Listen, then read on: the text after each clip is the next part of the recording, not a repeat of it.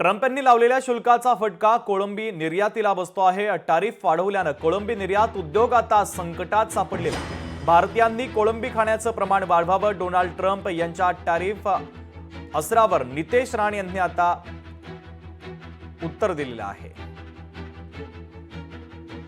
मत्स्य ह्या क्षेत्रातल्या दृष्टिकोनातून अगर विचार केला तर ह्या संकटातून एक चांगली संधी आज देश अंतर्गत बाजारपेठाला चालून आलेली आहे।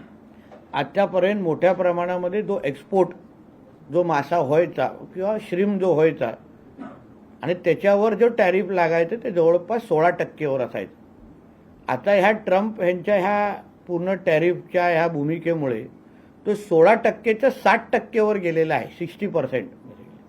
आणि त्याच्यामुळे मोठ्या प्रमाणामध्ये कोळंबी उत्पादन हे अडचणीत आलेले आपल्याला दिसतात।